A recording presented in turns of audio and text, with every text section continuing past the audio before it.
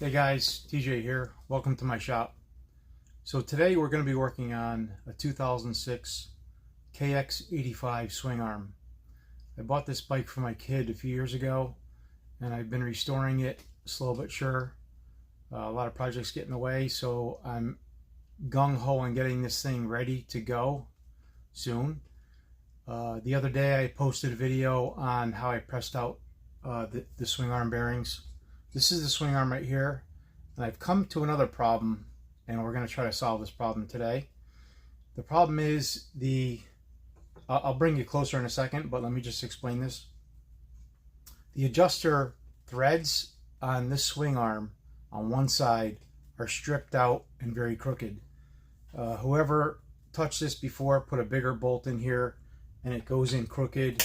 They just tried jamming the threads in there. I don't even think they tapped it. The right size bolt for this is 8 by 1.25. The other side fits fine. So let me bring it closer and show you what my plan is to do and what I need to machine and weld on this.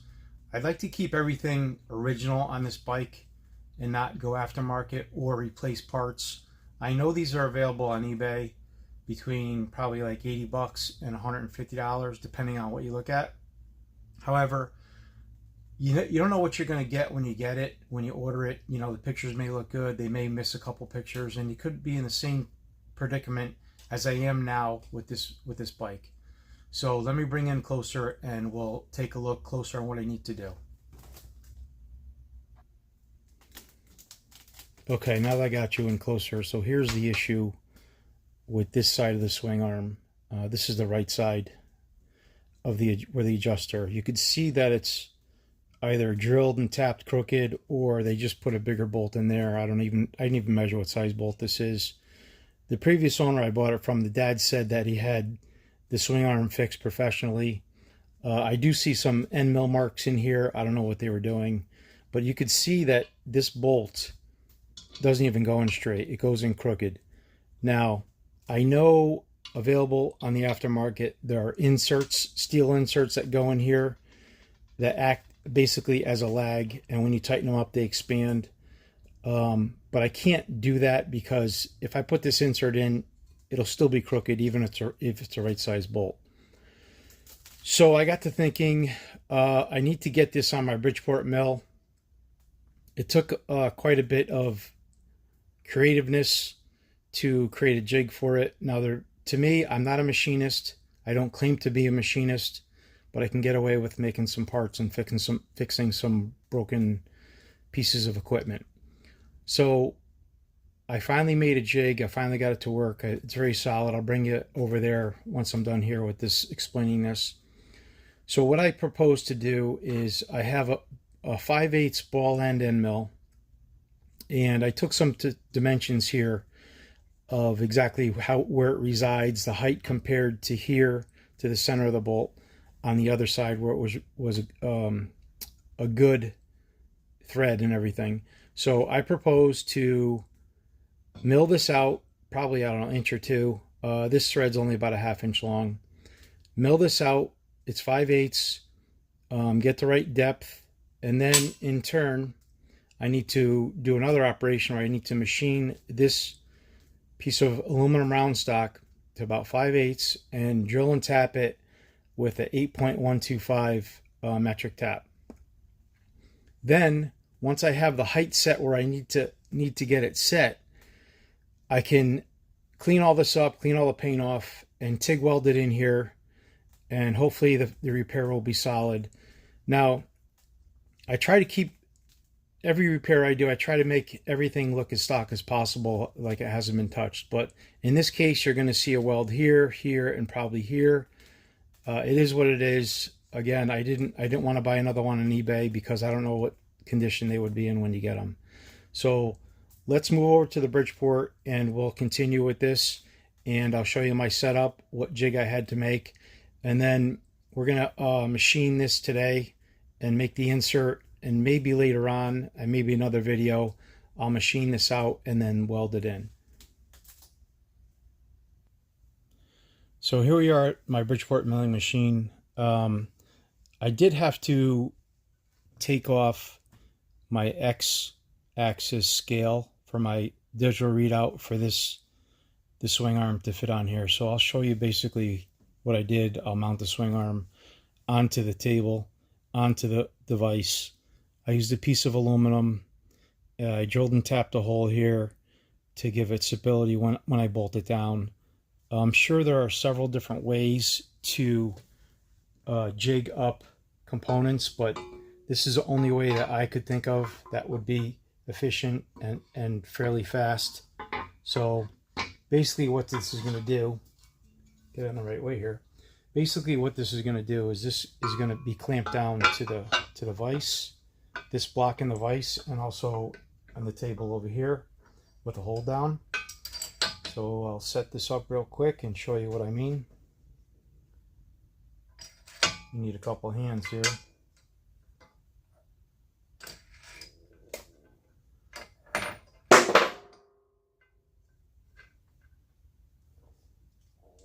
Just get that one.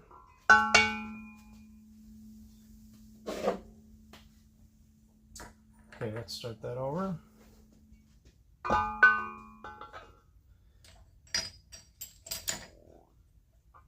Put this here, this guy here,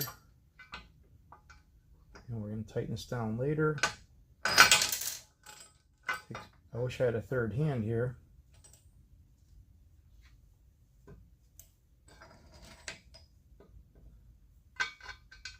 When I clamp aluminum down, I like to protect it with another piece of aluminum, so that's what I'm trying to do here.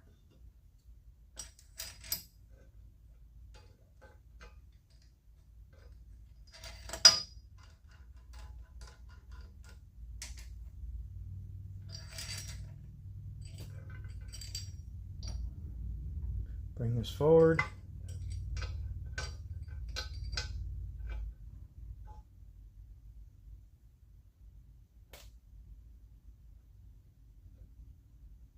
Okay, so we can tighten this guy up, just snug it real quick here.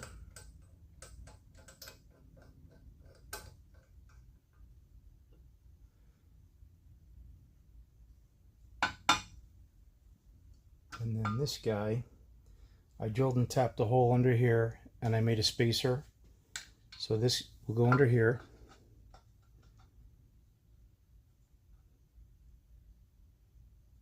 And I just used a 1/2-13 thread.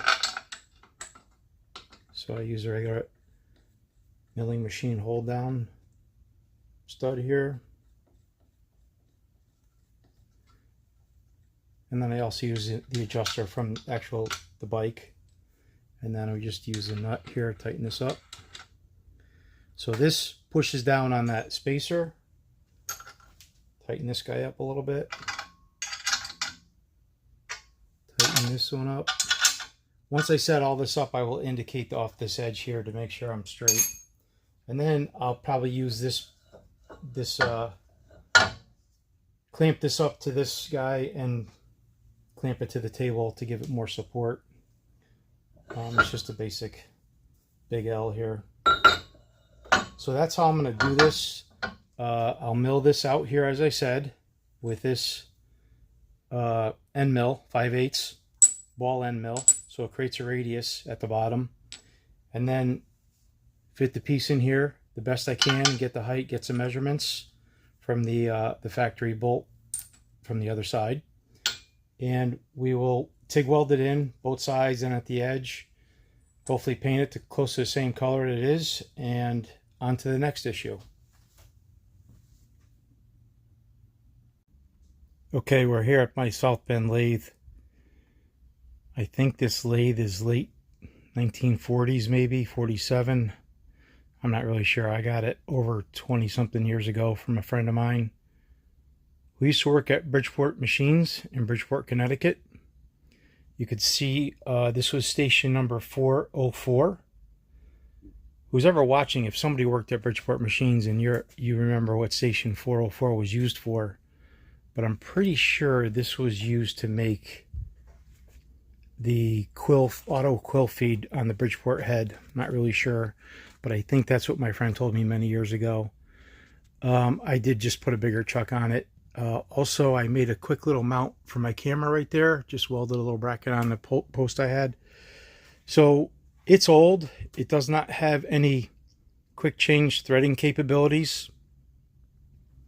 You have to change the gears in here to do threading. So I don't do threading with this. I wish I had a bigger lathe that did threading, but you need to work with the tools you have. And I have constraints in my barn shop, such as weight, because I'm on a raised floor. So this is the material I'm going to machining.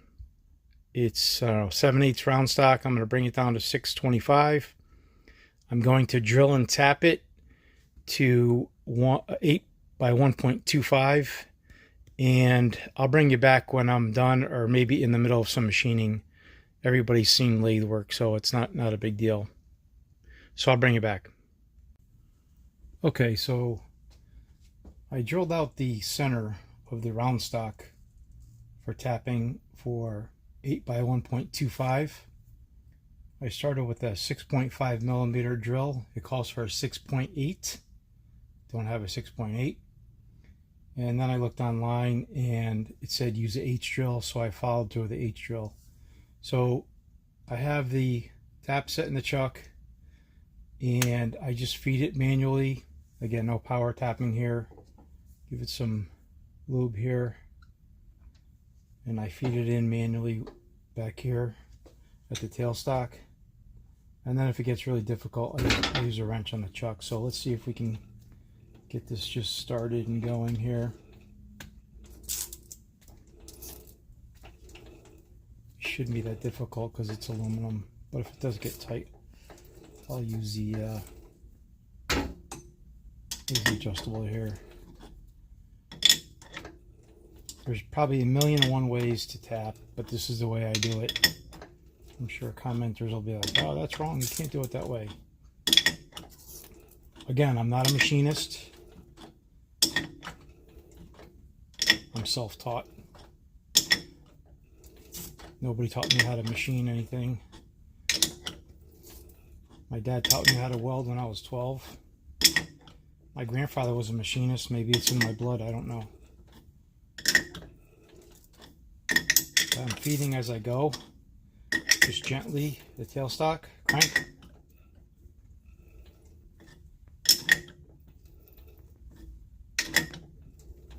You could even detach this and just put a tap handle on here and do it by hand as well to get a better feel.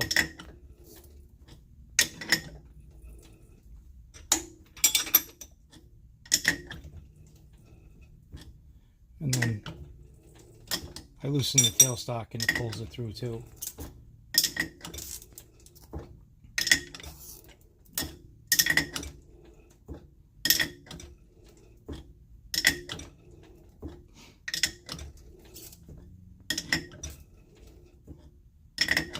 And then I'll bring you back when I'm have the stock turned down to 625, and I'll cut it a little longer, and then hopefully we'll get to milling the piece out of the swing arm itself. So let's do a test fit of this Kawasaki adjuster bolt. Again, 8 by 1.25. Screws in nicely. A little loose compared to what I am used to. I think it's because of the H size drill. I don't have a 6.8 millimeter drill, so that's as far as it goes. There's plenty depth there.